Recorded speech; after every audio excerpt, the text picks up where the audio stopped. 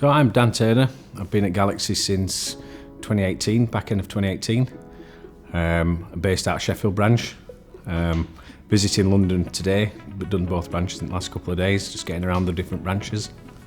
So I started off at Galaxy as probably a conventional sales rep.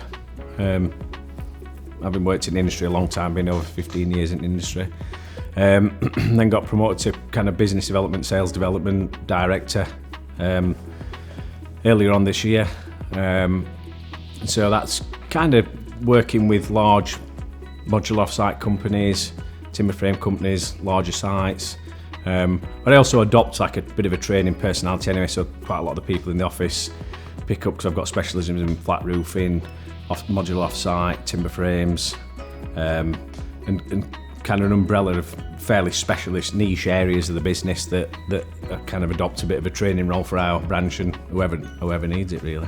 I think what makes Galaxy so unique is the empowerment of the staff. You know, people have genuine responsibilities, and I think because we employ kind of people with experience and we've kind of handpicked teams in the various branches, I think there's a trust there that's just not there. I think a lot of kind of larger companies feel the need to get reportings and site reports and visits, whereas we don't require that because we trust the people that we're employing to do the job.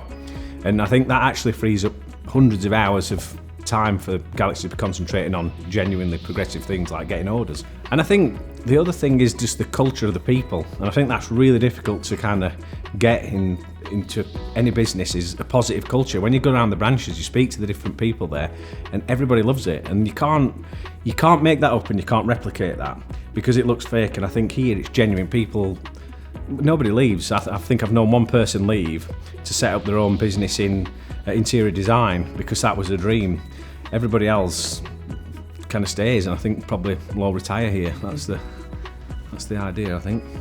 People choose Galaxy as the main supplier, and I think we've got a lot of loyalty from customers because the trust that we've got, the relationship with our suppliers that ensures that they get the materials that they want at the right price, but more importantly, they get the stuff when they want it, and that's so important. It's often missed out and not factored into pricing, where the service element that we offer, I think, is unrivaled. I think we've got great service. You've got a direct line into your transport. If you're a customer, you know when your delivery is going to get there, and if you don't, if it's running late, we'll tell you.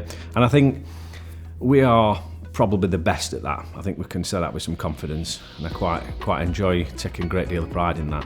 Carbon neutral was something that Steve, Marshall and I kind of floated around in private, and again, one of the great things about working for Galaxy is you can have these ideas in private.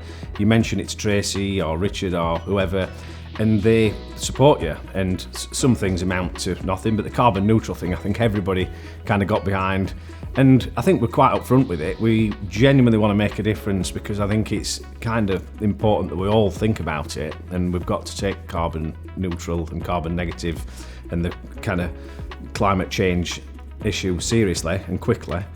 But the other side of that is there's some genuine commercial benefits to Galaxy as well, which we're not going to kind of hide from. We can see the two things work actually quite well together. You can actually incentivise people to become carbon neutral, and already we're starting to get forms from customers asking what provisions we're making.